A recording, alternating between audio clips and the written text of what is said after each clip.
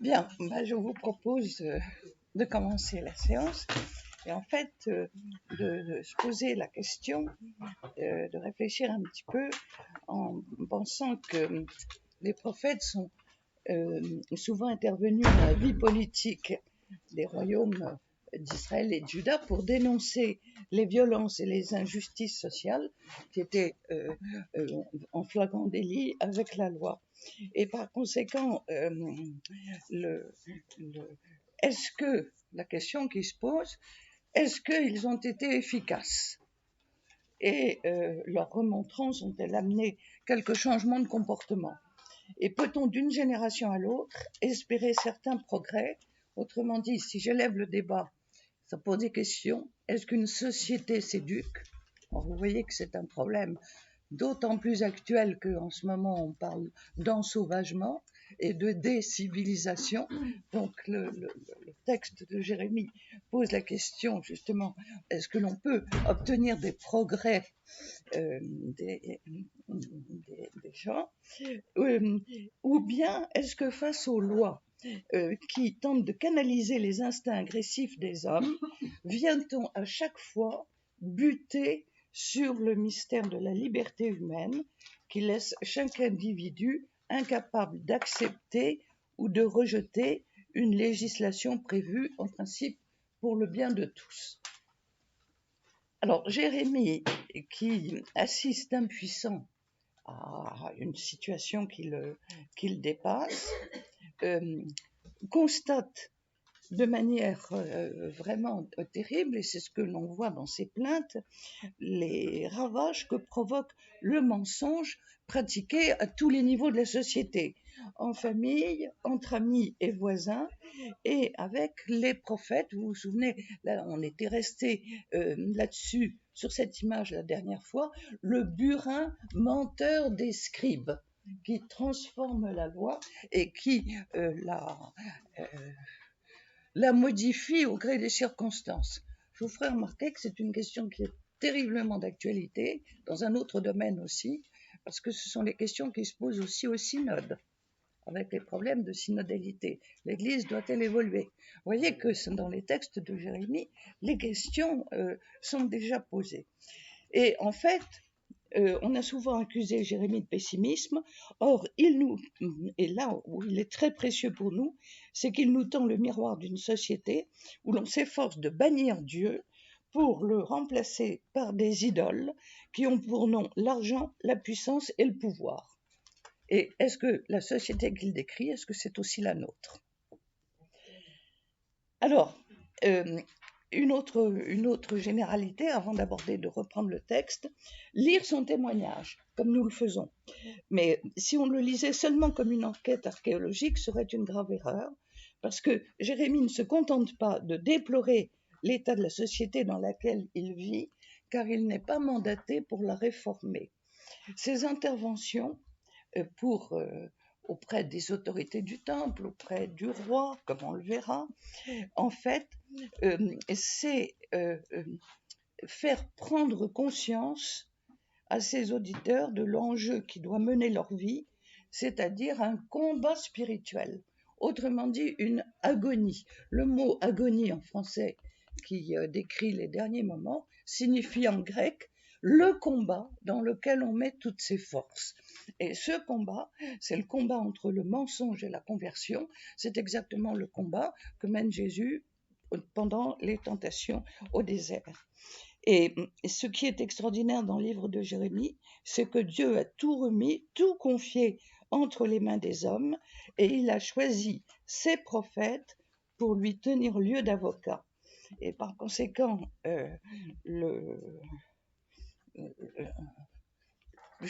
Jérémie, avec les qualités qu'il a, et en même temps c'est son manque de moyens, sa timidité, etc., se révèle avec son caractère. Et effectivement, par exemple, vous voyez, vous vous souvenez que la dernière fois, il disait, il observe la nature et il disait, même la cigogne connaît le temps de sa migration. Il y avait ce verset, la cigogne dans les airs connaît le temps de sa migration, la tourterelle, l'hirondelle, la grive. Et là, aujourd'hui, si nous reprenons donc à partir du chapitre 8 au verset 12, Dieu dit, je suis décidé à en finir avec eux. Donc Dieu n'accepte pas cette cohabitation avec le mensonge et il fait la constatation suivante, il n'y a pas de raisin à la vigne et il n'y a pas de figue au figuier, au verset 13. Au chapitre 8, au verset 13. Pas de raisin à la vigne, pas de figue au figuier, le feuillage est flétri. Or, ce qui est très intéressant, c'est que nous avons là une image, et une image très habituelle, l'image de donner des fruits. Et nous avons cela, effectivement, au chapitre 21 de Matthieu, au chapitre 11 de Marc et au chapitre 24 de Matthieu, l'image du figuier sans fruits.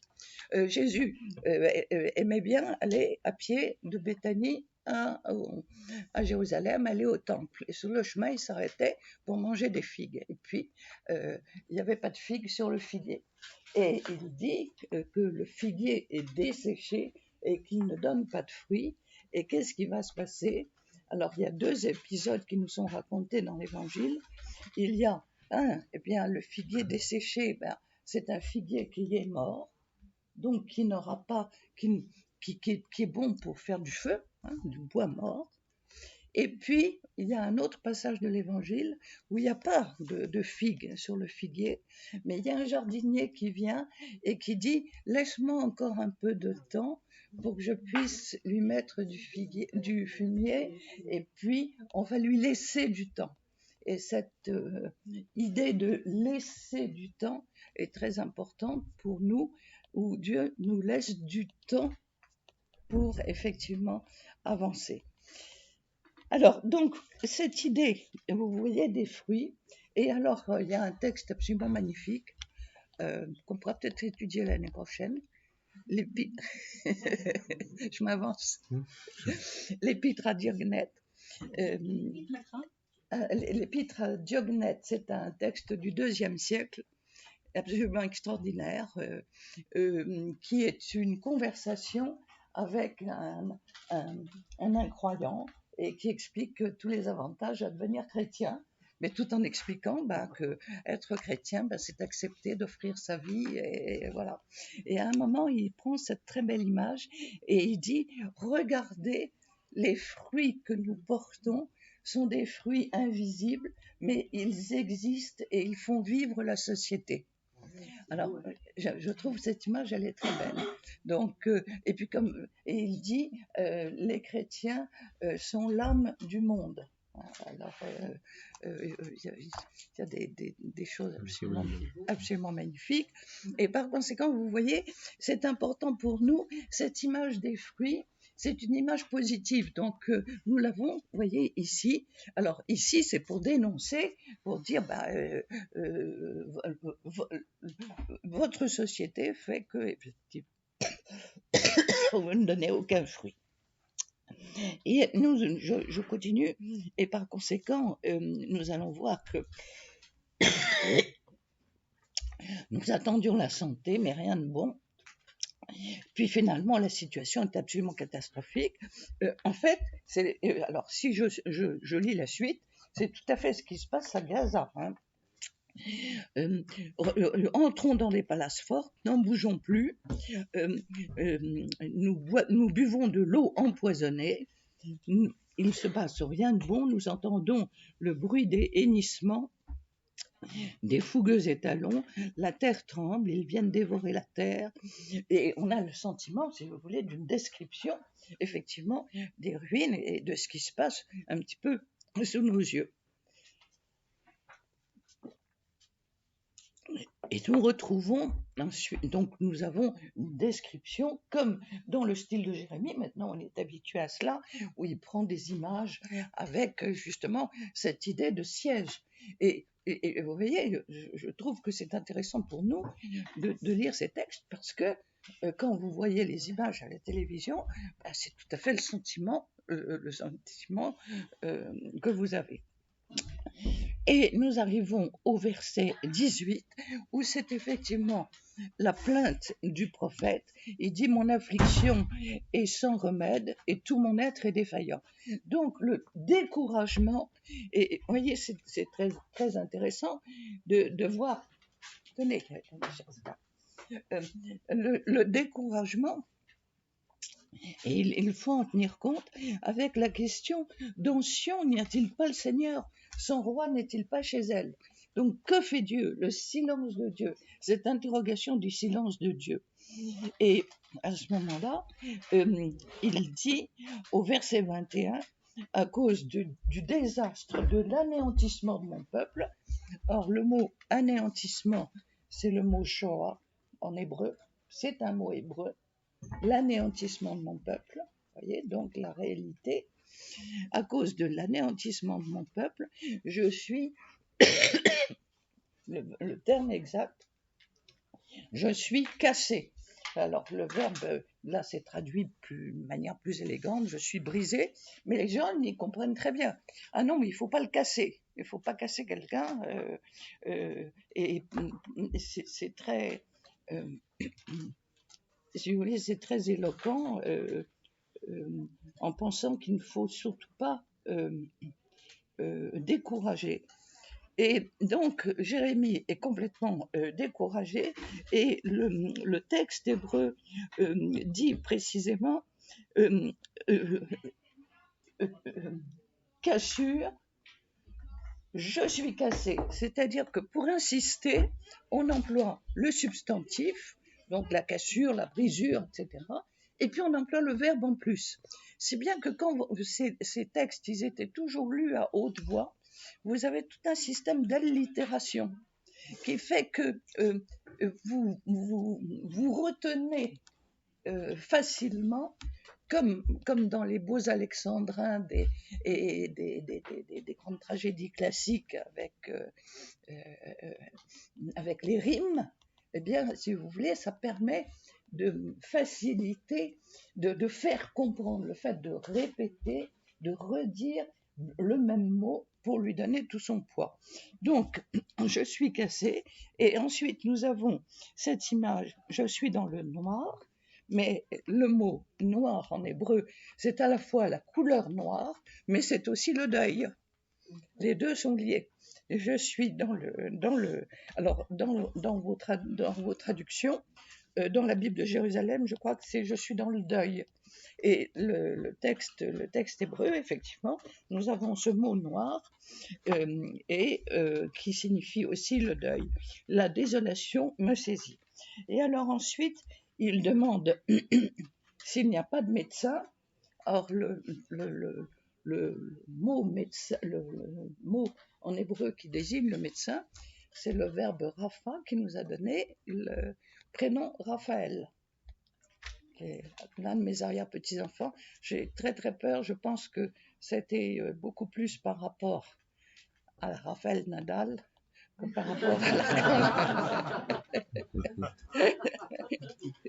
Alors, j'ai vite rectifié les choses en disant quel beau prénom, l'archange Raphaël, c'est formidable, Dieu guérit. Donc nous avons, et alors, n'y a-t-il pas de baume? Alors le mot, on traduit par baume, mais le mot qui est employé signifie l'essence de térébenthine. N'y a-t-il pas de baume en Galade, vous voyez?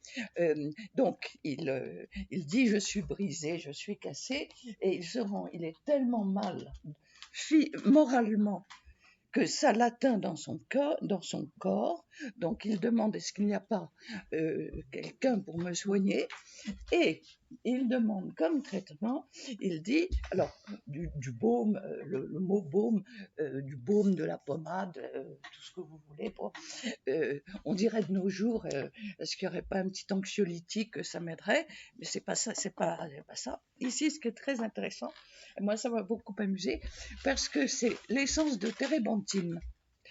Et dans mon enfance, moi je me souviens très très bien de ma grand-mère qui me faisait des frictions à l'essence de térébenthine. Ça existait à cette époque-là, mais c'était au temps de la préhistoire, hein, il y avait encore des dinosaures.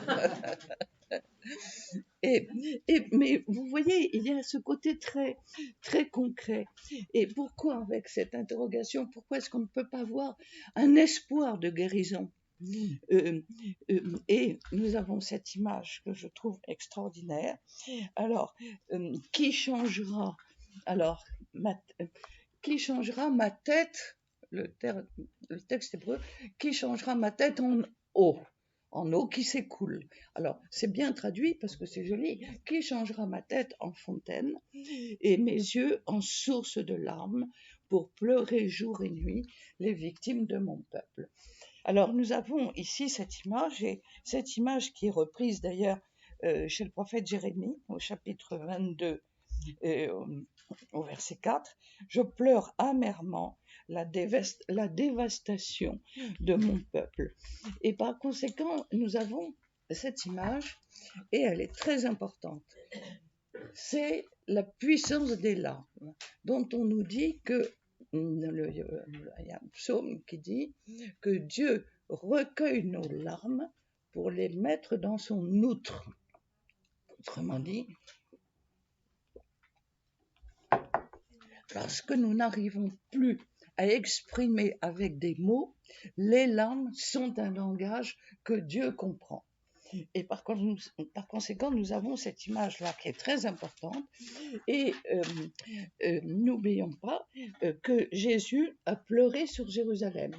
Quand Jésus, après être entré au temple, il s'arrête, et c'est dans Luc, au chapitre 19, au verset 41, Jésus pleure sur Jérusalem, et il dit que comme une poule rassemble ses poussins, il avait voulu rassembler effectivement les enfants d'Israël, et il sait très bien qu'il se heurte à un refus. Et je pense que c'est très important de voir ce côté très physique de la souffrance de Jérémie. Et par conséquent, moi, j'ai été élevée où il fallait pas pleurer parce que ça se faisait pas, où il fallait se tenir bien, se tenir droite, etc. Et pleurer était une marque de faiblesse.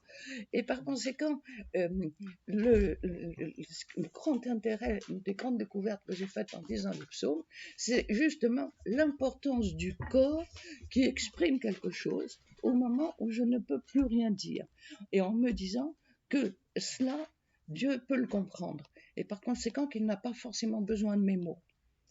Et vous voyez ici, je trouve que l'image elle est très belle, qui changera ma tête en fontaine, et pour en même temps, pour en faire une source de larmes, mais une source de larmes, c'est aussi une source de vie.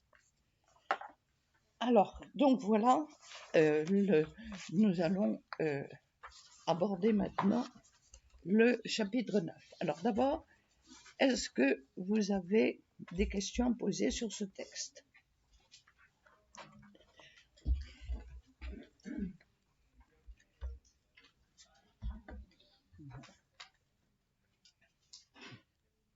Les larmes peuvent-elles être un langage ?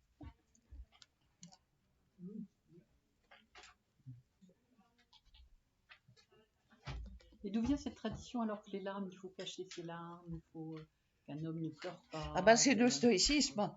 Le stoïcisme, la volonté triomphe. Okay. La volonté triomphe, c'est magnifiquement exprimé dans Cinna. Il y a Auguste arrive et dit « Je suis maître de moi comme de l'univers ». Alors on continuait, prends un siège au Cinna et assieds-toi. Alors tout le monde disait « Assieds-toi par terre ».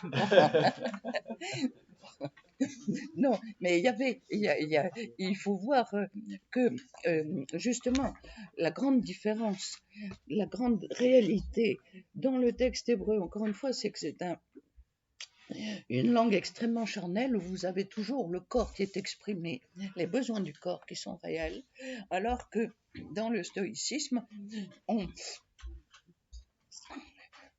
maîtrise la volonté est souveraine. Et c'est ça ce que je trouve extraordinaire dans le texte des psaumes, dans les textes prophétiques, c'est qu'on se rend compte de la faiblesse et la pauvreté de notre volonté. Parce que nous n'avons pas du tout dans la philosophie grecque, ni dans la philosophie romaine, on est avant tout, on triomphe, on triomphe de ces combats. Quels sont les psaumes qui parlent des larmes? Je crois que c'est le psaume 55 ou le psaume 56, je vais vous dire tout de suite.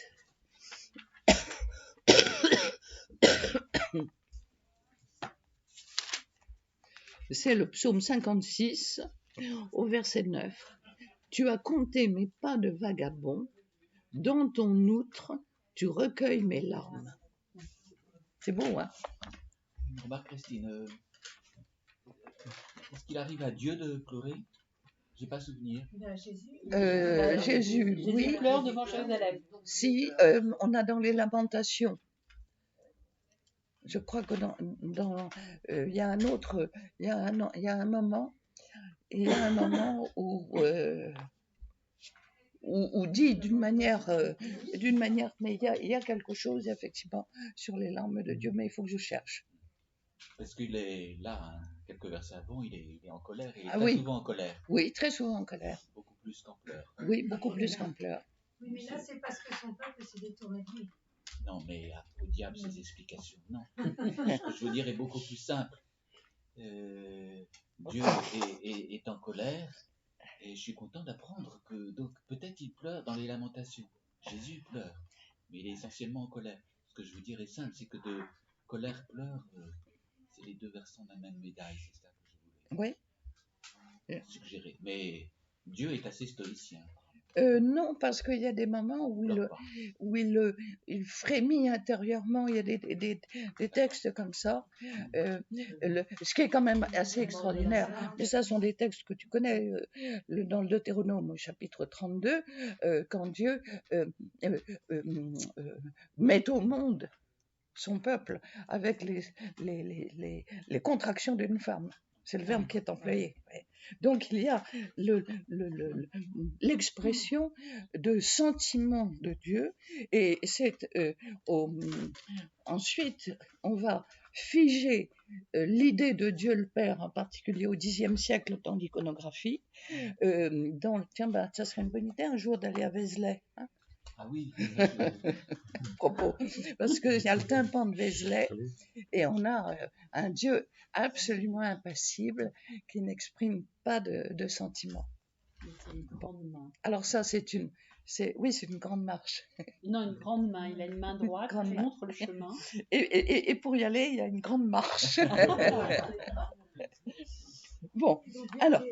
Au vu des circonstances, on voit que Dieu fait le don des larmes. Oui. On dit que les larmes sont un don. Oui, par exemple, la future mère de Samuel, elle est en larmes et du coup, elle ne peut pas bien prononcer sa prière. Et le curé de l'endroit lui dit « Va cuver ton vin ailleurs ». Et elle explique, et alors à ce moment-là, il lui dit « mais… » On a l'impression que quand Jésus rencontre la veuve de Naïl qui enterre son fils, oui, il est au bord des larmes. Hein. Tout à fait. Et d'ailleurs, et il est aussi au bord des larmes quand nous avons devant le tombeau de Lazare. Oui, il pleura, c'est marqué. Oui, il pleura. Oui, il pleura. Oui, devant le tombeau de Lazare. Et on a Pierre qui pleure. Oui. Ah oui. Ah oui. Bon. Il pleure. Alors, dans le chapitre 9, que n'ai-je que n'ai-je au désert un gîte de caravanier, j'abandonnerai là mon peuple, je le laisserai là. Et alors, ce qui est très intéressant, c'est que nous allons voir que Jérémie assume à travers sa vocation le rejet de Dieu par ses compatriotes. En fait, ils veulent un déguisement de Dieu, un Dieu dont les exigences sont compatibles avec les bassesses des hommes, et les mots que Jérémie utilise pour confier sa tristesse ne sont pas anodins, parce qu'ils laissent deviner des réminiscences bibliques, donc l'enracinement de sa foi, pour essayer d'assumer le présent. Même seul, même blessé dans la solitude qui l'emprisonne, Jérémie se sait solidaire de tous ceux qui, depuis le début de l'Alliance, ont parlé au nom du vrai Dieu. Et par conséquent, qui me donnera au désert un gîte pour passer la nuit? Et cela nous renvoie à Élie. Élie, vous savez qu'il a fait ce miracle extraordinaire. Il y avait une sécheresse terrible.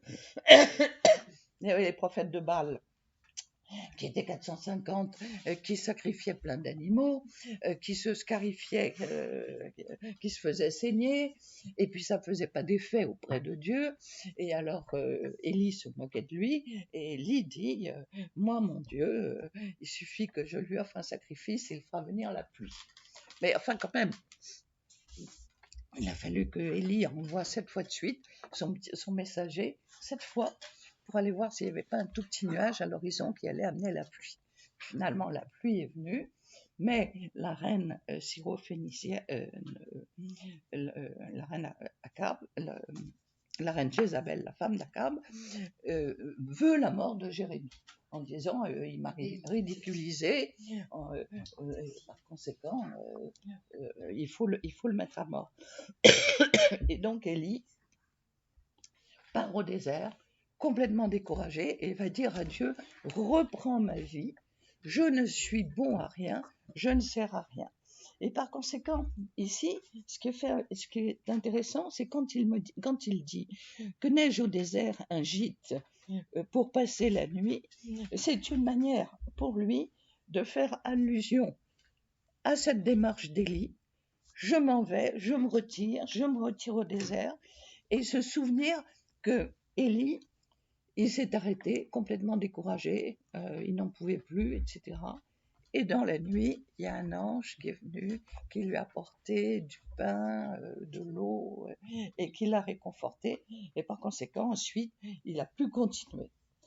Et ensuite, il y a un autre élément qui nous permet de comprendre la suite, c'est que j'abandonnerai mon peuple, je le planterai là. Dans le fond, ils n'ont pas besoin que je m'occupe d'eux. Pourquoi est-ce que je me donne tellement de mal pour eux? Ça ne sert à rien. Je vais les laisser et puis je vais mener ma vie. Et alors, la description qu'il fait est très dure. Leur langue est comme un arc tendu. L'or essor dans le pays sert le mensonge et non la vérité, et ils ne me connaissent pas.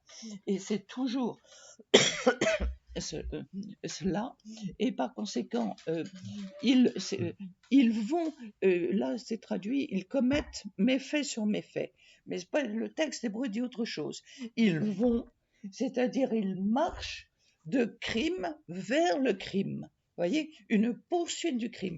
Donc c'est beaucoup plus fort. Puis méfait, le terme est tout à fait inexact, parce que méfait, c'est faire peut-être une petite bêtise, un petit délit, alors que le terme qui est employé, c'est véritablement le mot crime. Ils commettent crime sur crime. Et par conséquent, c'est le mensonge et non la vérité. Et par conséquent, vous avez l'habitude maintenant de voir que la poésie en hébreu, elle fait se heurter deux mots qui sont absolument contraires. Le mot vérité, encore une fois, c'est un mot qui, dans ses 3 lettres, la première lettre, la lettre du milieu et la dernière lettre sont les 3 lettres de l'alphabet hébreu. La première, la dernière et celle du milieu. Pour dire que l'alphabet, qui est la base du langage, contient toute vérité. C'est très important, si vous voulez, sur les mots que nous employons, comme quoi il ne faut pas employer les mots les uns à la place des autres. Roselyne, qui est juriste, doit savoir très précisément qu'en droit, on ne dit pas n'importe quoi. Voilà. Donc, vous voyez, c'est intéressant. Et puis, le mot qui est employé en hébreu, le mot sheker, qui signifie le mensonge, il a dans la graphie de ses lettres, il se compose de 3 lettres, une lettre qui s'appelle Shin, et qu'on transcrit avec un S et un H, et puis la lettre du milieu qui est un Q, le Kof, et la dernière lettre qui est un R, Resh. Et le fait que la lettre du milieu est une grande lettre, imaginez effectivement, comme quand on écrit un Q avec la tige qui descend, etc. En fait, il y a eu tout un commentaire de quelqu'un qui est spécialiste de la graphie des lettres et qui dit ce mot, alors qu'on prononce sheker en hébreu, signifie et l'image d'une girouette qui peut tourner à tous les vents. Et je trouve que l'image est très belle. Vous voyez, l'image d'une girouette qui n'est absolument pas solide. Ça me fait penser c'était au mois de novembre, donc un mois très agréable. Et c'était à Vézelay, justement, pour les fraternités monastiques de Jérusalem. Donc, tout y était. Il pleuvait, il faisait froid, etc. Et alors, pendant toute la nuit, il y avait le volet qui battait, bien entendu, et puis il y avait une girouette rouillée. Bon. Et par conséquent, vous voyez, ici, nous avons cette image du mensonge face à la vérité. Et je trouve que l'image de la girouette, elle est très explicite face à la vérité. Mais justement, ce qui est intéressant, c'est qu'on nous dit, et vous voyez comme quoi le corps est présent, leur langue est comme un arc tendu. Et il y a toujours aussi dans les psaumes, oui, ils ont, avec cette idée que il y a des paroles qui peuvent ressembler à des poignards. C'est-à-dire qu'il y a des paroles mortifères, on sait très bien, on a tous fait l'expérience de la pointe qui va faire déraper une conversation qui se passait plutôt bien. Et ça, c'est tout à fait ce type, effectivement, de paroles qui dérapent, et on appelle une pique, une pointe, une lance. Le texte ici est beaucoup plus éloquent, parce que c'est comme un arc, une flèche. On sait très bien ce qu'il faut dire et ce qu'il ne faut pas dire. Et c'est bien ça la difficulté, c'est de ne pas dire ce qu'on pense quelquefois.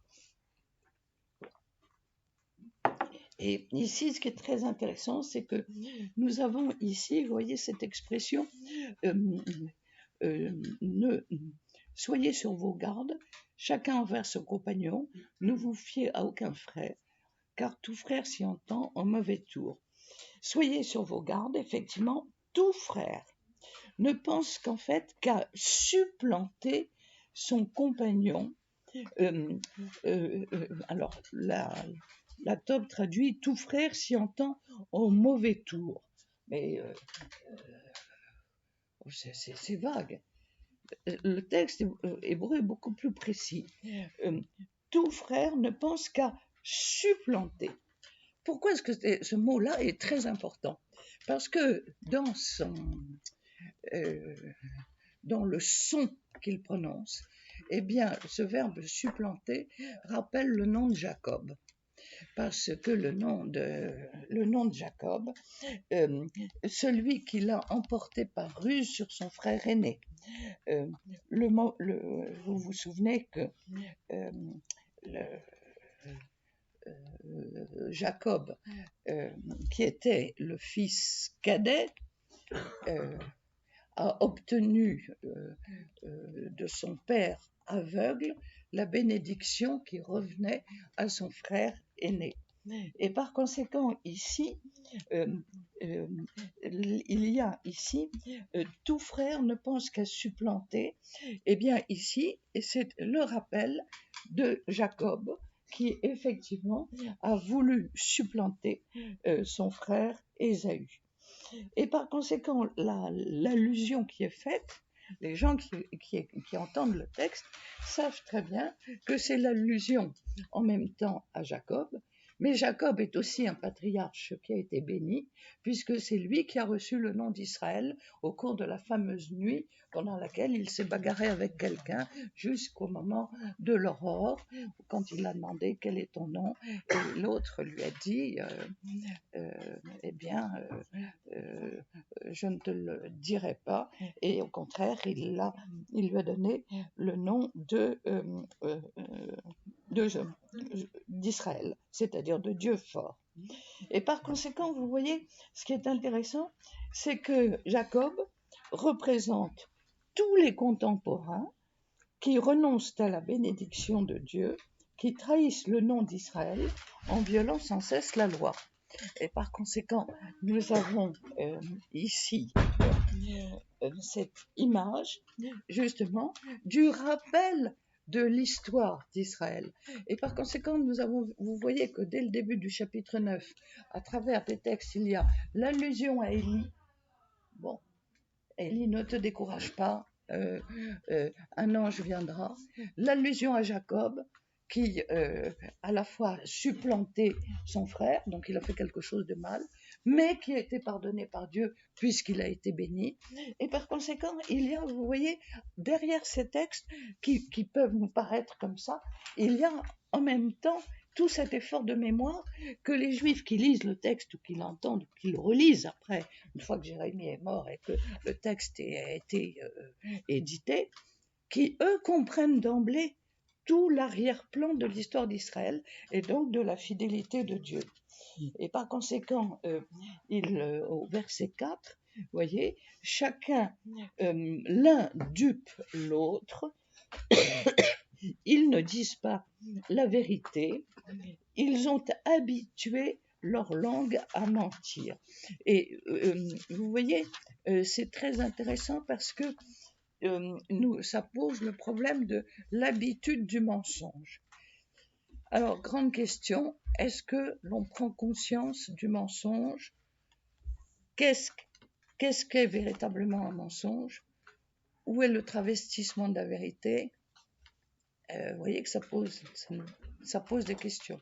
Ça pose des questions en particulier, par exemple, sur le rapport, par exemple, aux informations et par rapport au journalisme.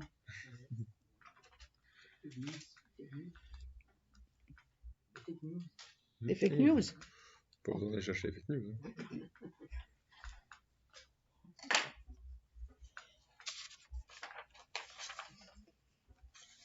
Alors, il y a ici, si nous portons, alors, c'est un texte que j'avais écrit, mais si nous portons un regard lucide sur le monde contemporain, nous voyons une autre forme de mensonge sur lequel nous n'avons pas directement prise, qui est le mensonge en politique. Le mensonge demeure bien souvent l'arme la plus efficace des hommes politiques qui bernent leurs opinions publiques en multipliant des promesses irréalisables et en faisant croire que des hommes nouveaux possèdent toujours une meilleure recette pour gouverner. Mais le bonheur que chacun recherche, la paix, la sérénité, la sécurité, sont-elles à la portée de discours électoraux? Vous voyez que c'est quelque chose que ce texte-là nous pose le problème. Fraude au verset 5, fraude sur fraude, tromperie. En fait, il y a marqué dans la top brutalité sur brutalité, mais c'est pas ça, c'est fraude, frauder, c'est-à-dire la corruption, le système de la corruption, corruption sur corruption, mensonge sur mensonge. Eh bien, voilà le pire, c'est que du coup, l'apprentissage de la tromperie conduit à ne plus voir le visage de l'autre. Du coup, il refuse de me reconnaître. Et par conséquent, c'est très intéressant parce qu'en même temps, ça nous éclaire sur le plan spirituel. Fraude sur fraude, tromperie sur tromperie. Est-ce que du coup, je suis capable de reconnaître en l'autre qui est en face de moi le visage du Christ ?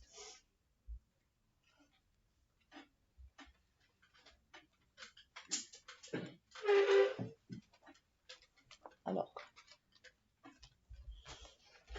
C'est quand même très très noir tout ça.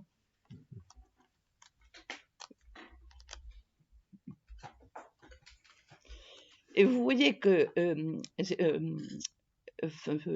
je continue, verset 6, verset 7, et on reprend cette image, flèche meurtrière que la langue, il profère la tromperie, des lèvres on offre la paix à son compagnon, mais dans le cœur, on lui prépare un guet-apens.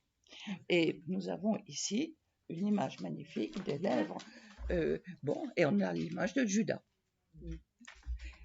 Judas, c'est par un baiser que tu me livres.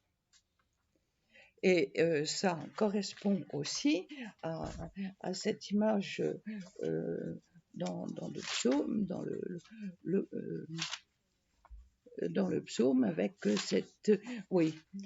cet homme a porté la main sur ses amis, il a profané son alliance. Plus onctueuse que la crème est sa bouche, mais son cœur fait la guerre. Ses paroles sont plus douces que l'huile, mais ce sont des poignards. C'est donc le psaume 55, les versets 21 et 22.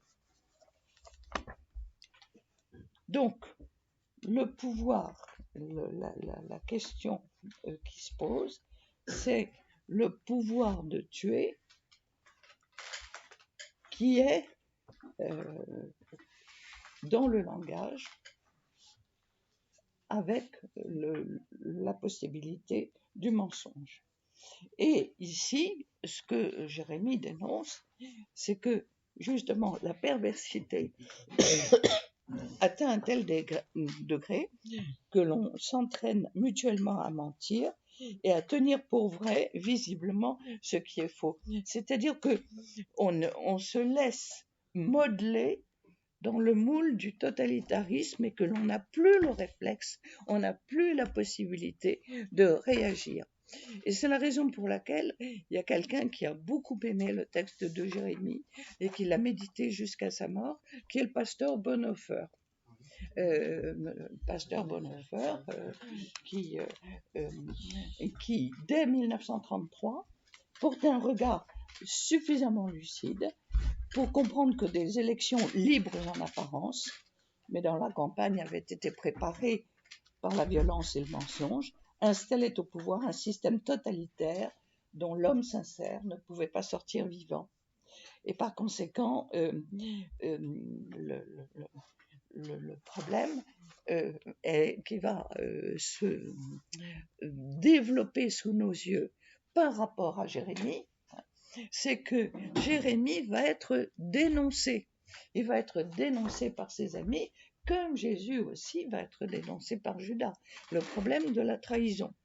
Et alors, c'est très intéressant parce que vous voyez que le problème de la délation est quelque chose qui est une réalité qui est là explicité ici. Ça, ce que je trouve formidable, c'est que ce texte, il a été écrit dans des temps extrêmement reculés et on a l'impression que tous les mots modernes sont là présents sous nos yeux. Toutes les difficultés dans lesquelles nous nous débattons. D'ailleurs, Bonhoeffer, c'était en 1933 et en 1944, il a été assassiné. Oui, il a été, mais quelques jours, très, très peu de temps avant la mort d'Hitler. Oui. C'est comme... Exécuté. Exécuté, oui. C'est comme Sophie Scholl aussi et le mouvement de la Rose Blanche.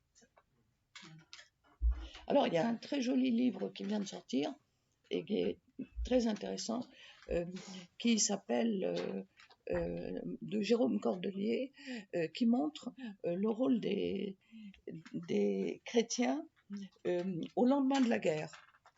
Et c'est un livre qui est publié chez Calman Levy, qui est un livre qui se lit de manière très agréable, parce qu'en fait, il rapporte le témoignage des chrétiens qui ont réussi, après la guerre, à essayer dans un climat de guerre civile, beaucoup ont eu des engagements pour essayer d'apaiser, et puis de montrer aussi le rôle des hommes politiques dans les problèmes de réconciliation avec l'Allemagne.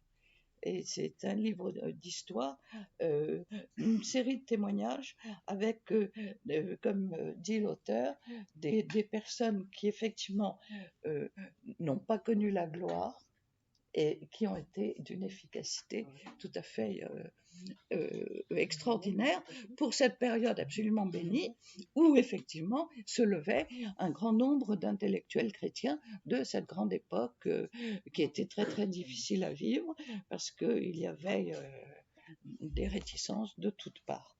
Mais c'était Adenauer, De Gasperi oui. et Schumann. Oui, tout à fait, tout à fait. Et puis aussi des grands intellectuels chrétiens. Jacques Maritain. Oui, avec Jacques Maritain, effectivement, Henri-René Maroux et tous ces gens-là. Alors, donc, vous voyez que le grand intérêt de ce texte, c'est avec toujours ce va-et-vient avec la réalité et avec effectivement sur le plan de la foi, le Seigneur au verset 12 du chapitre 9, le Seigneur dit: il délaisse mon enseignement que j'ai placé devant eux, au lieu d'écouter ma voix et de la suivre, ils persistent dans leur attachement à leur Père. Eh bien, puisque c'est comme ça, je vais leur faire avaler la ciguë et leur faire boire de l'eau empoisonnée. C'est une manière de décrire la violence qui se déchaîne. Or, la violence qui se déchaîne, où effectivement on aura aussi ces mêmes scènes, mais elle a raconté dans un vocabulaire différent, dans le livre de l'Apocalypse, où à un moment on aura effectivement, on verra tout un certain nombre de catastrophes et qui sont une manière d'expliciter la conséquence du mal. Mais vous voyez, ce qui est intéressant là, c'est de se poser la question: quelle est ma liberté? Quelle est ma liberté intime dans le monde dans lequel je suis? Comment est-ce que je peux tenir le coup face à la masse d'informations que j'ai? Comment est-ce que je peux trouver des repères pour, au moment où tout dégringole, etc., comment est-ce que la violence est une réponse? Ou au contraire, est-ce que je dois partir au désert? Comme dit Jérémie, je vais partir au désert. Mais alors, la question que je pose, partir au désert, est-ce que c'est se réfugier dans un monastère? Et est-ce que c'est refuser l'action concrète et efficace de chaque jour? Vous verrez la réponse. Voilà, magnifique livre, à lire absolument. C'est un petit livre du frère Cassangena. Frère Cassangena est un normalien, spécialiste de Virgile, qui est entré au monastère de Ligugé, et puis qui, depuis le monastère de Ligugé, est devenu un ermite dans le Cantal, et il travaille dans une ferme, et il traite ses vaches. Et il est dans la nature, etc.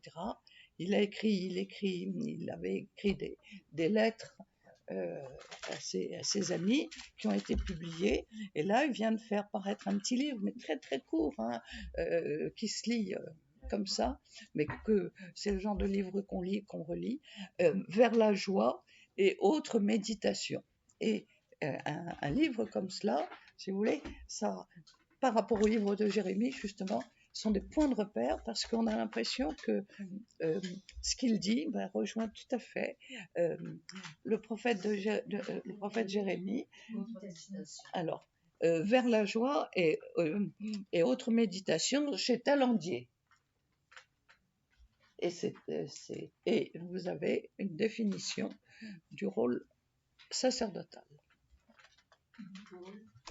du rôle du prêtre. Voilà. Et les fidèles en prennent aussi pour leur grade. Bon, vous n'avez quand même pas beaucoup parlé, alors que j'ai plus de voix du tout. Et je voudrais savoir un petit peu comment vous réagissez par rapport à ces textes que nous lisons avec acharnement quand même.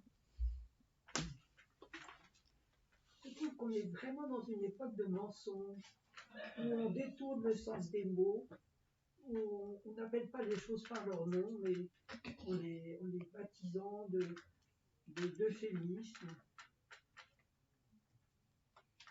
tels que mourir dans la dignité, ou tels que la liberté de mon choix.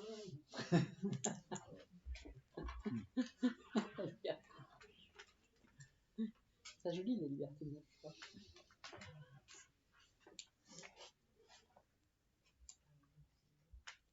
Mais en fait, je crois pas quand même qu'il faille jeter notre société. Je suis pas sûre que ce soit. Alors peut-être que ce qui se passe en Ukraine, ce qui se passe à Gaza, c'est peut-être. On retrouve peut-être Jérémie, mais il y a quand même beaucoup de gens dans le monde dans lequel on vit qui font des efforts et qui. Je veux dire, on peut pas dire qu'on est que dans le mensonge. Il y a quand même beaucoup d'efforts qui sont faits pour que les paroles soient dites, pour que les choses se révèlent, pour que tout n'est pas Sauf qu'en France.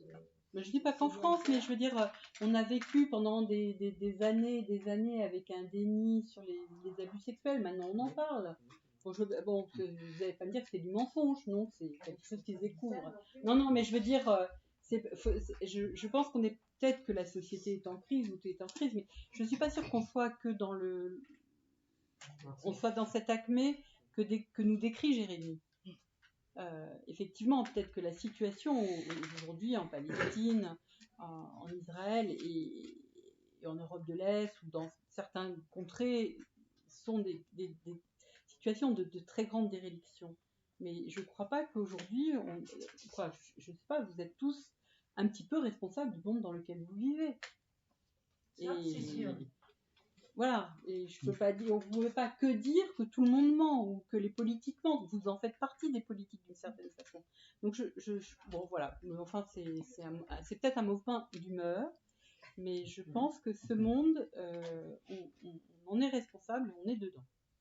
Tu veux pas te laisser C'est très trop important. déprimer par Jérémie.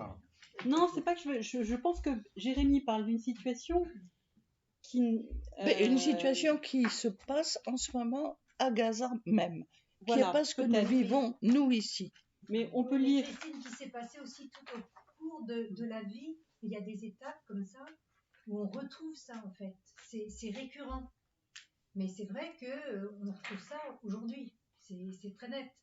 Mais il y a des tas de moments de l'histoire où ça s'est passé comme ça.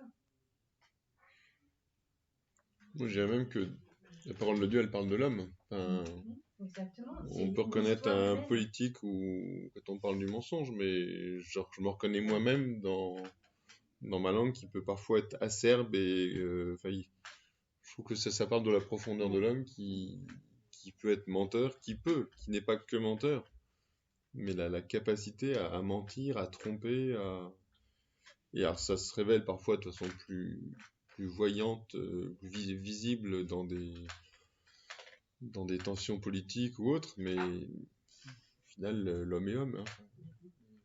Mais c'est vrai que dans les... Pardon, vas-y. Non, je disais, mais justement, le mensonge, bien souvent, il provoque la recherche de la vérité. Il peut. Sauf que là, Pour dans certains, Jérémie, chez les autres. Ouais. Chez les autres. Espérons-le.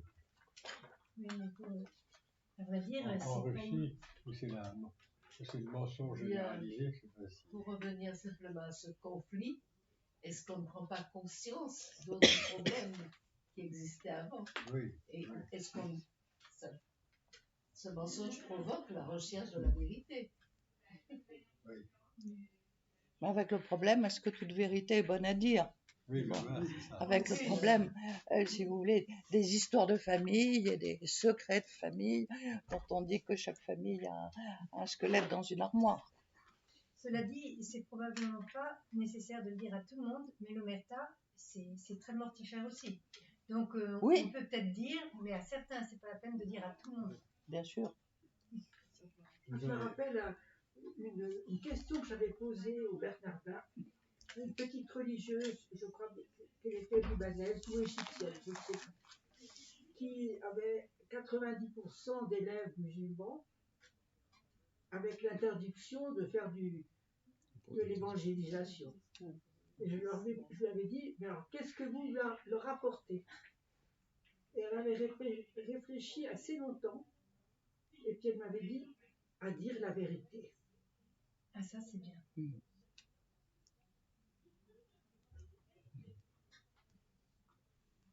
Ce qui ne semblait pas évident Du tout. dans leur milieu.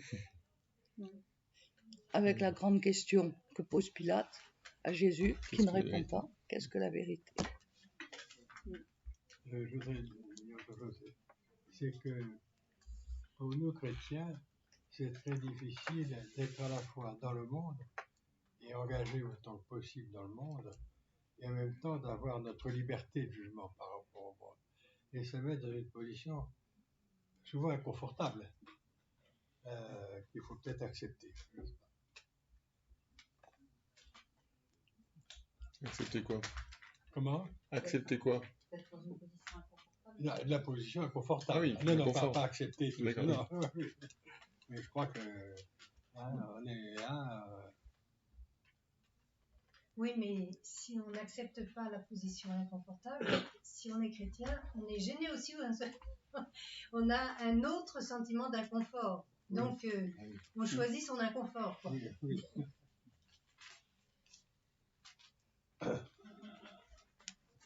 Mais la vérité, c'est... Enfin, la vérité. C'est quoi? C'est que c'est difficile, rien n'est parfait. Et quand on est confronté à des choix, très souvent, ça serait trop facile de se dire il y a un choix vrai, de façon universelle, on peut l'imposer. La plupart du temps, en fait, on est obligé d'essayer de faire en fonction de ce qu'on pense ou ce que les autres pensent en démocratie, et le moins mal possible ou le mieux possible. Mais il n'y a pas de solution absolument parfaite, et c'est pour ça qu'il y a des mensonges qui sont des mensonges diplomatiques. C'est pour ça que... Mais oui. C'est pour ça que je trouve que cette image de ce mot vérité qui englobe toutes les lettres de l'alphabet est une belle réponse, si vous voulez, avec ce don de l'intelligence qui nous est fait avec le langage. Et c'est à nous de l'exprimer. Je reviens sur cette image de la vocation de Jérémie. Je mets mes paroles dans ta bouche. Donc je te confie ma vérité. Et donc nous sommes chacun d'entre nous responsables de la vérité de Dieu. Chacun d'entre nous. Oui, mais c'est vrai qu'il se pose le problème de l'interprétation. Ah ben oui, bien sûr. C'est là la grande difficulté. On va peut-être terminer là-dessus. Terminons là-dessus. Au nom du Père, du Fils et du Saint-Esprit. Amen. Eh bien, Seigneur, effectivement, on peut voir beaucoup de mensonges autour de nous, voire même dans nos propres paroles. Jérémie pleure. Donne-nous déjà peut-être de pleurer devant le mensonge, devant nos propres mensonges, de savoir voir le mal, nous laisser toucher par le mal, ne pas être de marbre devant ce mal, mais plutôt de savoir justement réagir avec notre corps. Et nous à crier vers toi pour que peut-être que justice soit faite, mais en tout cas qu'on puisse au moins contribuer à cette justice, contribuer à la vérité, apprendre petit à petit, patiemment avec nous-mêmes, à dire la vérité, à être en vérité.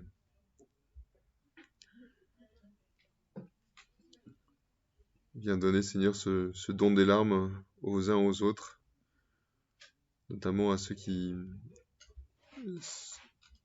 portent des douleurs, pour que là aussi l'apaisement puisse être donné. Notre Père, qui es aux cieux, que ton nom soit sanctifié, que ton règne vienne, que ta volonté soit faite sur la terre comme au ciel. Donne-nous aujourd'hui notre pain de ce jour. Pardonne-nous nos offenses, comme nous pardonnons aussi à ceux qui nous ont offensés. Et ne nous laisse pas entrer en tentation, mais délivre-nous du mal. Le Seigneur soit avec vous. Que Dieu Tout-Puissant vous bénisse, le Père et le Fils et le Saint-Esprit. Bonne soirée.